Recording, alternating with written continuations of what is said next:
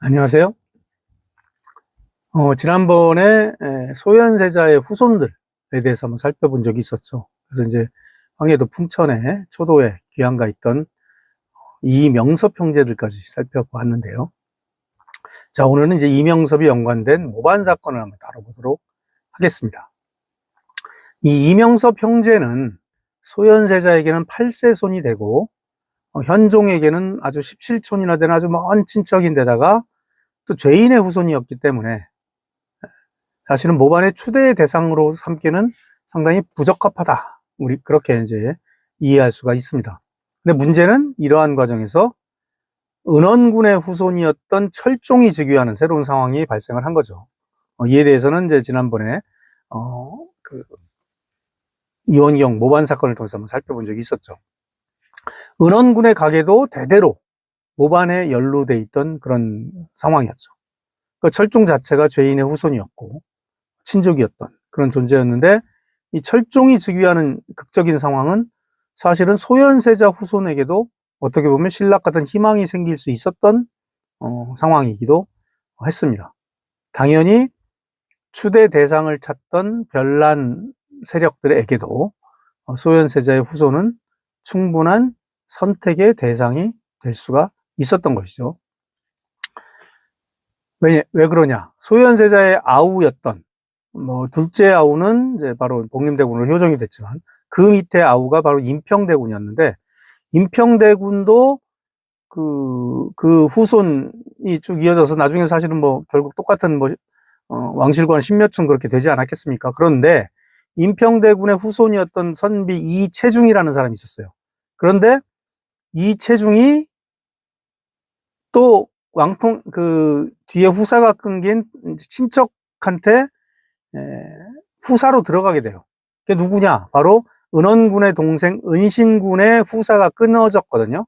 그러니까 은신군의 후사로 이 이채중이 들어갑니다. 그러니까 이채중도 사실은 굉장히 먼 친척이 간 거죠. 그런데 그러면서 이 이채중이 군호, 봉군이 되는데, 군으로 봉해지는데, 그 봉해진 이름이 바로 남연군입니다. 아마 남연군 하면 여러분 어디서 들어보셨을 수가 있어요. 바로 남연군의 아들이 흥선군, 나중에 대원군이 되는 흥선대원군 이하응이고, 그 남연군의 손자가 고종이 되는, 그래서 철중에 이어서 즉위하는 그러한 상황이죠. 이건 뭘 의미하냐? 그 당시 혈통적으로 왕실과 가까운 종실이 거의 남아있지 않았다는 겁니다. 그러니까 정조 이후에 그 왕통이 순조, 헌종으로 이어지면서 거의 이제 그 가까운 왕실이 거의 끊어지는 상황이었어요. 겨우 아들 하나, 손자 하나로 계속 계통이 겨우겨우 이어지다가 가까운 왕실들은 이제 거의 종실들은 없었던 그런 상황입니다. 그러니까 나중에 철종까지 데려다 앉히고 그 뒤에는 나중에 고종까지 앉히고 그런 이제 상황이 됐던 거죠.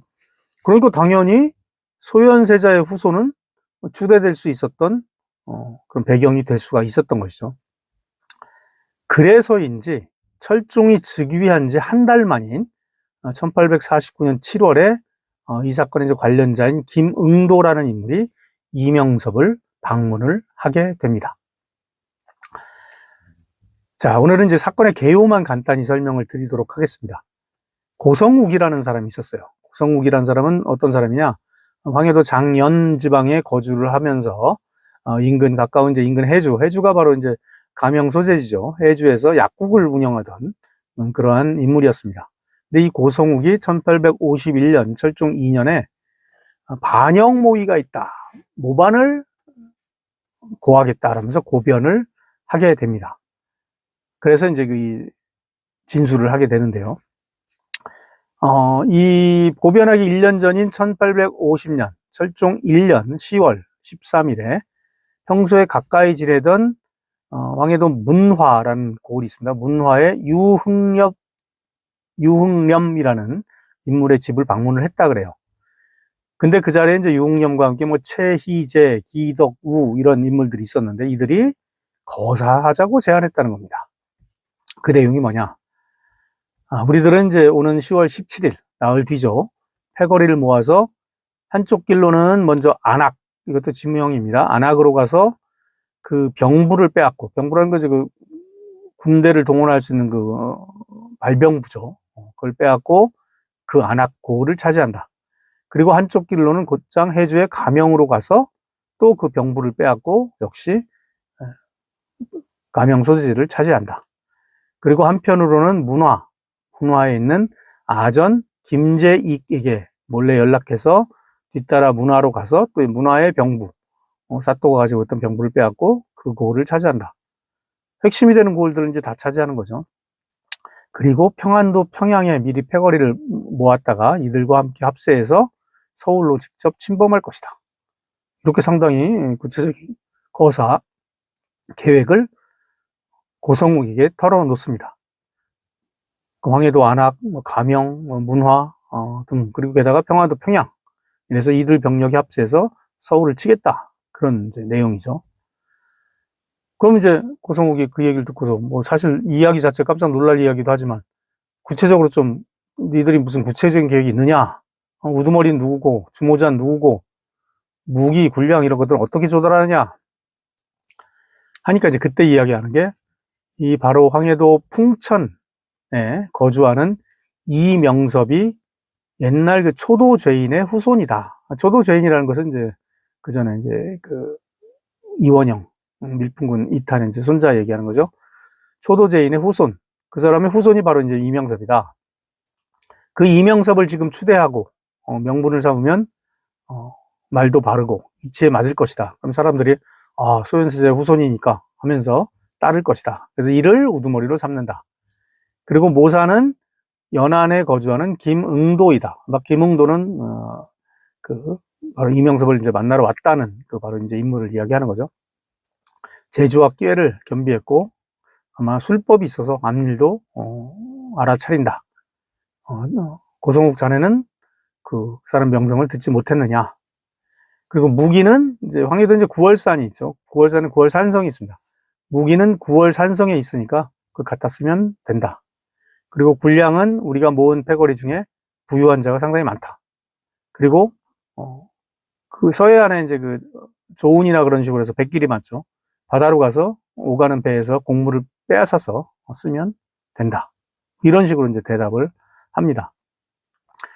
말씀드린 것처럼 이제 초도죄인은 바로 이원영을 얘기하고 그 손자가 바로 이제 이명섭이 되는 거죠. 이탄, 그러니까 이탄의 밀풍군 이탄이 1728년 영조 무신란에 추대 대상이 되면서 자결했다라는 말씀을 지난번 드렸고요.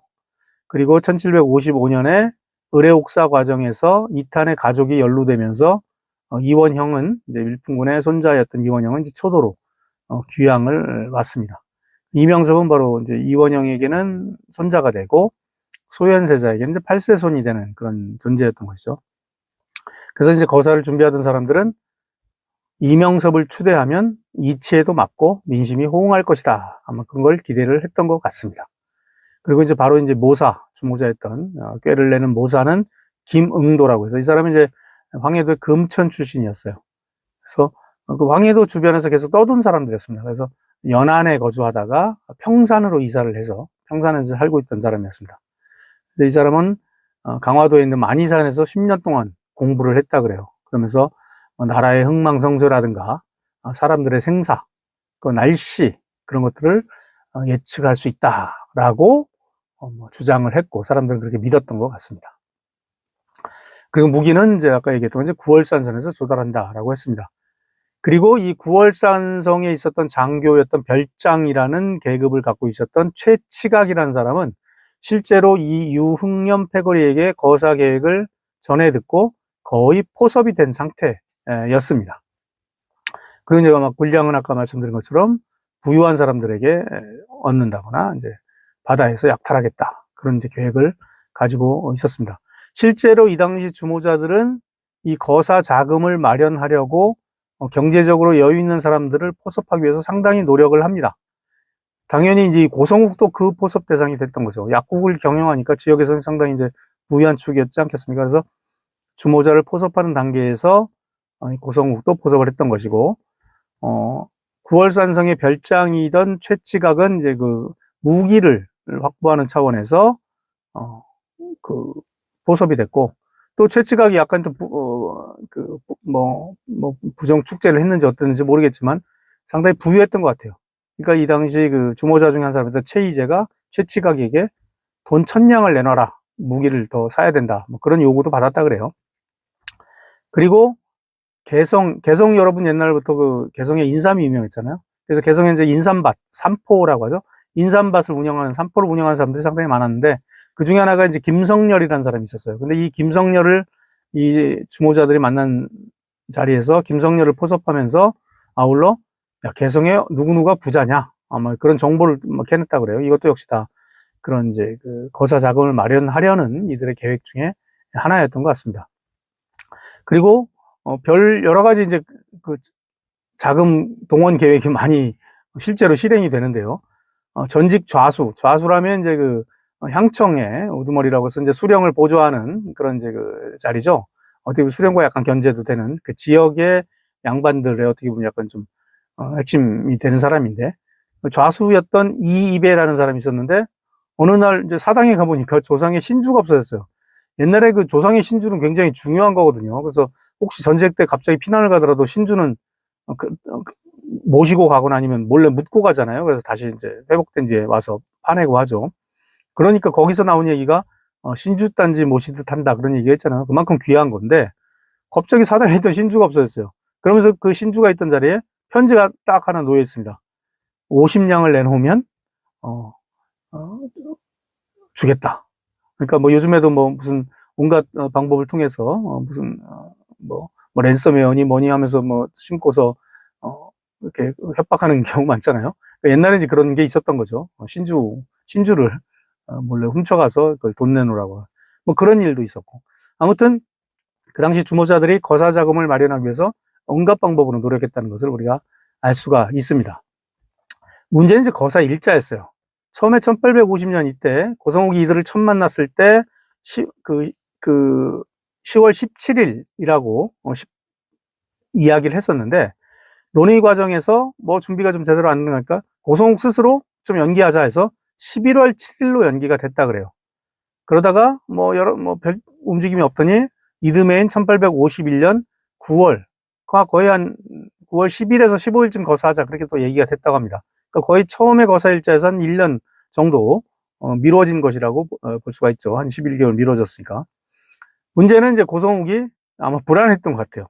본인도 뭐 거사 일자를 자기가 건의하고 할 정도로 좀 참여를 했던 것 같은데 그러니까 이제 그 조정에 고변을 하게 됩니다. 그러니까 혹시 이제 소문이 셌을 수도 있고 하니까 불안했던 거죠. 그래서 이제 그러면서 조정이 알게 됩니다. 그래서 이제 고변하자마자 1851년 9월 10일 포도청에서는 먼저 이제 고변인 고성욱을 조사를 하고요. 함께 체포했던 관련자들을 이제 조사를 시작합니다. 가장 핵심이 어떻게 보면 이명섭 아니겠어요? 예, 추대하려고 했던. 9월 15일경 이명섭은 황해도 풍천에서 압송에서 서울로 오던 중에 개성에서 병에 걸려서 죽습니다. 뭐 아직 정식 수사를 안 했기 때문에 이 죽음이 어떤 의미인지는 잘 모르겠어요. 그러니까 뭐 수사 과정에서의 고문 때문에 죽은 건 아닌 것 같고 본인이 이제 아마 살지 못할 것 같으니까 자결을 한 것인지 그 내용은 안 나와요. 실록에는 그냥 잡혀오다가 병으로 죽었습니다라는 기록만 있습니다. 그래서 10월 5일 날 추국청을 설치를 해요. 그래서 포도청은 포도청대로 조사를 하고 추국청에서는 또 추국청에서 조사를 하고 이렇게 병행해서 조사가 됩니다.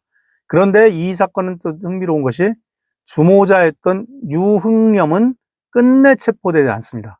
그래서 그 뒤에 유흥념이라고 의심되는 사람들 상당히 많이 나타나게 돼요. 아무튼 유흥념은 이제 이 당시 체포가 끝내 되지 않습니다. 그리고 이제 역시 주모자의 사람들 주모에 깊게 가담했던 최희재, 김응도는 모반 대역 부도라는 죄명을 띠고 이제 부대시 능지처사. 그러니까 원래 이제 부대시라는 건 뭐냐면 옛날에는 그 하늘의 기운을 해친다고 해서 그 처형할 수 있는 시간이 정해져 있었어요. 그런데 아주 죄목이 그 중대하면 그 때를 기다리지 않고 즉시 처단하는 그게 부대시입니다. 그러니까 부대시 능지처사는 이제 그 사형 중에도 가장 아주 그 가혹한 형벌이라 그랬죠. 온몸을 이렇게 토막을 내는 셈이니까. 부대시 능지처사로 이제 처형이 되고, 최치각, 구월산성의 별장이었던 최치각은 본인이 직접적으로 아주 뭐 적극적으로 가담한 건 아니지만 역시 포섭이 돼서 결국은 고변하지 않았잖아요. 그러니까 지정불고, 우리 뭐 지금도 뭐 불고지죄 그런 거 있잖아요. 국가보안법에 그런 것처럼 이런 이제 대역 모반 이런 거는 알고서 지정, 실정을 알고서 불고, 고하지 않았다. 그러니까 그 알리지 않은 것만으로도 죄가 되죠. 이런 이제 모반 대역 이런 쪽엔. 그래서 역시 부대시 참형. 능지처사보다 좀 낫지만 역시 이것도 아주 강한 형벌이죠. 목을 베서 죽이는 거니까요. 바로 이제 뭐 망나니들이 옆에서 막 춤추다가 목 베는 거 있지 않습니까? 그게 바로 이제 참형입니다. 그리고 이 10월 24일 철종은 사형을 받은 사람들을 제외한 사람들에 대해서 그런 죄인들에 대해서 처분을 서두르라고 지시를 합니다. 그래서 각각 죄목에 따라서 이제 조금 다 이제 귀양을 보내는데 조금 그 죄가 무거운 사람은 도배라고 해서 섬도자 섬에 귀양 보내는 걸 도배라고 합니다. 또 도배를 하고 나머지 이제 정배는 이제 귀양지를 정해서 보낸다 그런 의미입니다. 그냥 귀양 가는 걸 다 정배라고 하죠. 이때 이제 그 이명섭은 죽었는데 역시 연좌의 대상이 될 수 있는 이명혁이 있죠. 역시 이제 소현세자의 후손으로 마지막 남은 사람이라고 볼 수가 있는데 이 이명섭 동생은 처음에 철종을 석방하라고 합니다. 뭐 가담의 정도가 약하니까. 그런데 신하들이 그래도 이건 후환이 된다 해서 이명혁도 정배를 시킵니다. 그래서 함경도 멀리, 함경도 단천에 정배가 됩니다. 자, 이상이 이제 이명섭 사건의 이제 약간 개요를 대충 설명을 드렸는데, 다음 시간에 이 사건의 구체적인 사건의 어떤 내용과 그 성격에 대해서 한번 살펴보는 시간을 갖도록 하겠습니다. 고맙습니다.